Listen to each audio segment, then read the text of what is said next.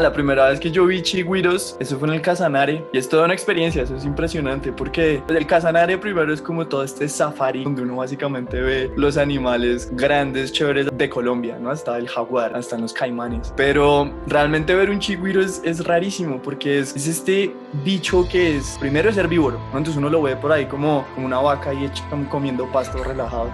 Pero viven además en grupos gigantes, entonces viven en grupos como de 20, 25 bichos de estos. Entonces es literalmente ver como un rebaño de estos animales raros ahí como comiendo pasto. Y después además de todo son como semiacuáticos, entonces también cuando de pronto quieren como escapar o algo así, pues salen corriendo y se meten al lago, al agua, pues a lo que haya ahí y se pierden. Y entonces, ¿qué es esta vaina? O sea, ¿cómo así? ¿Qué es este animal tan extraño?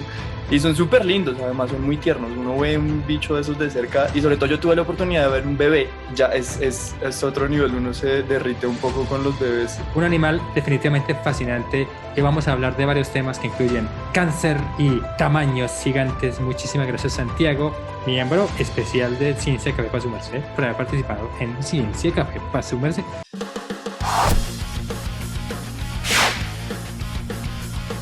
Primero que todo, su merced, ¿qué está haciendo ahorita y dónde está viviendo? Yo estoy haciendo mi doctorado en Chicago, en la Universidad de Chicago. Estoy trabajando en evolución molecular. Entonces, básicamente, sí, me interesa mucho entender cómo las proteínas, por ejemplo, adquieren nuevas funciones. Es algo muy diferente a lo que vamos a hablar hoy. Pero básicamente me interesa mucho tratar como de entender, digamos, cómo puedo combinar evolución molecular con, digamos, la evolución de formas, tamaños, morfologías, por ejemplo, que eso es una parte de la que vamos a hablar hoy. Entonces, sí, eso es lo que estoy haciendo No. actualmente. Pero estamos hablando de chigüiro, pero yo no sé qué es un chigüiro. ¿Qué es un chigüiro? ¿Es como un cerdo? ¿Qué es un chigüiro? Esa es una muy buena pregunta. Bueno, resulta que hasta hace, de hecho, no mucho tiempo, el chigüiro se creía que era algo así como un jabalí. De hecho, el nombre científico, que es Hydrocerus, significa cerdo de agua. Ese es el nombre científico del chigüiro, es Hydrocerus hydrocheris. Entonces, sí, de hecho, los exploradores, digamos, que venían pues a Sudamérica y eso hace mucho tiempo, pues dijeron, esta vaina es un cerdo, un jabalí o algo así, porque pues tiene como las patas, parece que si fueran como de un cerdo o jabalí, por otro lado pues es este bicho grande, ¿no? Pero resulta que no, resulta que los chigüiros son roedores, entonces eso es lo primero, son más cercanos definitivamente un ratón a una rata, pero el pariente más cercano o uno de los parientes más cercanos es el conejillo de Indias, el cuy. Y aquí en Sudamérica hay, de hecho es donde pasaron cosas muy interesantes, hay roedores de esta familia que son súper raros, por ejemplo están la mara en la Patagonia, que parece de hecho es más como una liebre, pero es también un ratón, pero parece como una liebre, así como extraño, como un ciervo. Los puercoespines también son de esta misma familia. Está el chigüiro, por ejemplo. Entonces, todos estos son roedores suramericanos que hacen como parte de este gran grupo. Mira tú esas ratas gigantes acuáticas de las sabanas. Bueno, pues yo una vez escuché por ahí que es que a los chigüiros no les da cáncer. ¿Eso es cierto o eso es pura carreta? Eso es posiblemente cierto. Últimamente se ha estudiado mucho la idea de que porque a los organismos grandes no les da cáncer, aparentemente. Entonces, inicialmente se ha buscado mucho como en elefantes y en ballenas y resulta que aparentemente a estos animales grandes no les da cáncer o por lo menos les da muy, muy bajo cáncer. Y la razón por la que se trata de hacer esta conexión entre el tamaño y el cáncer es porque, digamos que los animales crecen principalmente por aumentando el número de células. Es decir, por ejemplo, una ballena tiene como 4000 veces más células que nosotros, por ejemplo. Básicamente un cáncer es cuando una célula se descontrola, ¿no? Es básicamente una célula de pronto se comienza como a dividir muy rápido. Entonces, simplemente como probabilidades, digamos, si uno tiene más células, pues le debería dar más cáncer, ¿no? Porque cualquiera de esas células se puede como descontrolar más fácil. Entonces, lo que uno esperaría teóricamente es que a los organismos muy grandes, pues deberían estar llenos de cáncer, ¿no? Entonces, una ballena debería tener tumores por todos lados o incluso no deberían existir ni siquiera una ballena, un organismo tan grande, pues tiene que estar Claro. lleno de cáncer, un elefante, pero resulta que no les da cáncer. Y parece que lo mismo pasa con los chigüiros son roedores, ¿no? Y si vemos entonces una rata, un ratón, por ejemplo, un ratón común pesa más o menos unos 20 gramos, eso no es nada, es chiquitico. Mientras que un chigüiro adulto, por ejemplo, pesa alrededor de 60 kilos, es decir, es casi 2000 veces más grande que un ratón común. Eso significa que entonces pues, los chigüiros también deberían tener más riesgo de cáncer que un ratón común, por ejemplo, un ratón chiquito. Pero no pasa. De hecho, los chigüiros tampoco tienen un mayor riesgo de cáncer. Bueno, pero Santi, pero entonces, ¿pero por qué no les da cáncer? O sea, ¿qué tiene que ver eso con el tamaño? Si estás diciendo que sí les debería dar cáncer por el tamaño, pero dices que no les da cáncer, entonces, ¿cómo es el maní? esto necesita como mucho más experimentación y todo esto, pero una de las partes que encontramos es que parece que el sistema inmune del chigüiro puede reconocer los tumores, aparentemente.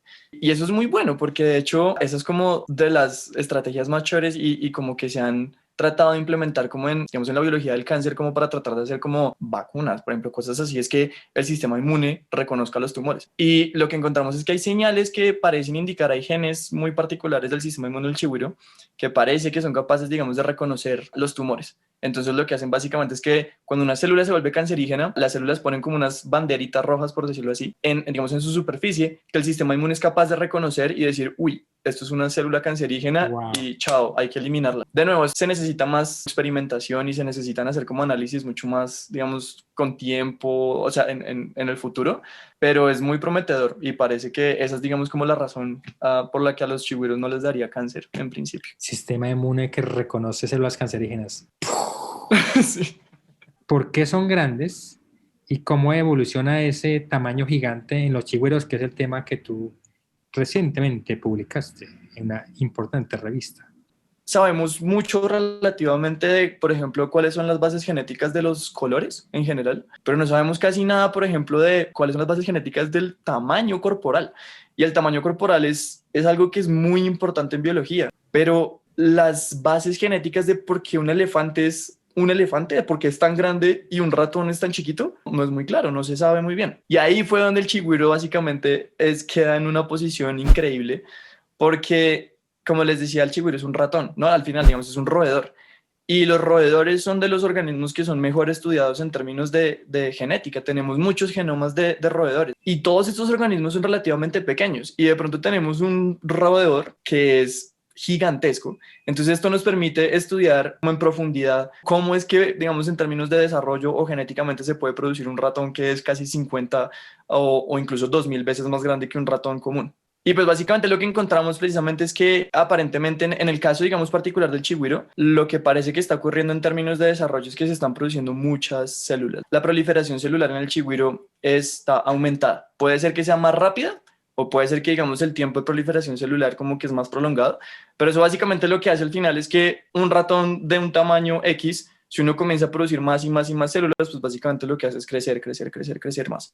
Eso es lo que básicamente estamos encontrando. Y no solamente cualquier tipo de células, además las células que principalmente encontramos que parece que se están proliferando mucho son las de los huesos, es decir, están aumentando el tamaño de los huesos y todos los huesos están como creciendo. Y algunos de nuestros espectadores estarán preguntándose, bueno, ¿y qué? ¿Por qué están creciendo? ¿Hay alguna presión? O sea, ¿trae alguna ventaja crecer? La razón por la que se volvió grande digamos, sí, como la presión que lo hizo grande no es muy clara, creo, en este momento, pero como les comentaba, el chigüiro hace parte de un grupo de roedores que se llaman los roedores suramericanos o los cabiomorfos, ¿sí? Y este grupo entonces colonizó Suramérica hace como unos 40 millones de años. Eso quiere decir que cuando colonizó Suramérica era una isla, básicamente. O sea, el istmo de Panamá no existía, ¿cierto? Warney sabe mejor que yo, pero creo que el istmo de Panamá se formó hace unos 12 a 3 millones de años, algo así. Sí, esas dos hipótesis abarcan ese más o menos, ¿cierto? Entonces, hace 40 millones de años definitivamente no había istmo de Panamá. Eso significa que, digamos, Sudamérica era efectivamente una isla y no habían cosas como, por ejemplo, o sea, no había nada, digamos, de caballos, llamas, cosas de ese estilo como, o incluso no había tampoco depredadores grandes, excepto unas aves, pero en principio no había tampoco jaguares, felinos, de eso no existían. Entonces cuando estos roedores llegan, encuentran básicamente este paraíso, esta isla, digamos, llena de oportunidades, y por eso también se diversifican un montón. Por eso, digamos, hay algunos puercoespines que son arborícolas. Por ejemplo, no había micos tampoco en ese momento. Entonces hay algunos que son arborícolas.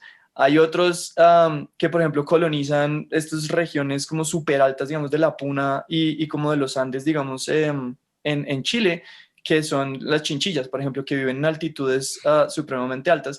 Y están otros, como por ejemplo el chigüiro, que el chigüiro entonces lo que hizo fue colonizar las zonas que son básicamente como el equivalente ecológico de lo que uno ve en los hipopótamos, ¿no? Básicamente son sabanas inundables, que ellos pues son herbívoros. Entonces, básicamente al final, un chigüiro es como un equivalente ecológico de un hipopótamo en África. Y entonces digamos que al final ser herbívoro, vivir como en estas zonas, en estas llanuras, básicamente es posible que eso haya como liberado, por decirlo así, como depresiones que antes tenían y simplemente comienza a crecer.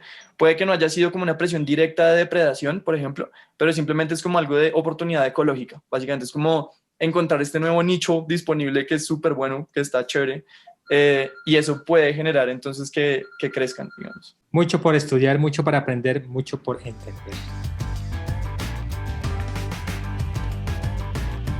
Anécdota científica.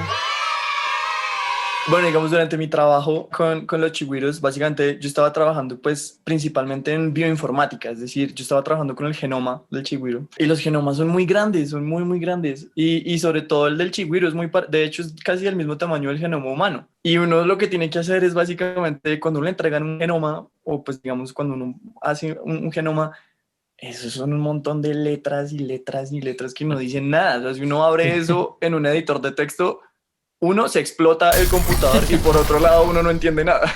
Y lo que uno le toca hacer es como tratar de identificar cuáles son como las coordenadas de este gen va acá y esto. Entonces recuerdo que yo estaba pues tratando de hacer eso, haciendo y por fin había logrado entender cómo hacer eso. Yo lo que hice fue en la universidad hay un clúster, como un computador súper bueno que yo dije, listo, ya con esto lo tengo.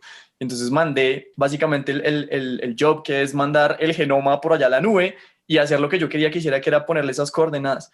Pues resulta que eso era mucho más difícil de lo que yo esperaba y se demoró como un mes y medio y al mes y medio se murió y perdí básicamente un mes y medio de trabajo y fue como, ¿qué? O sea, ¿cómo así que si en un mes y medio yo no puedo hacer esto? Entonces, ¿cómo voy a hacer? O sea, eso que esto era un supercomputador. No alcancé a dañar el clúster, creo.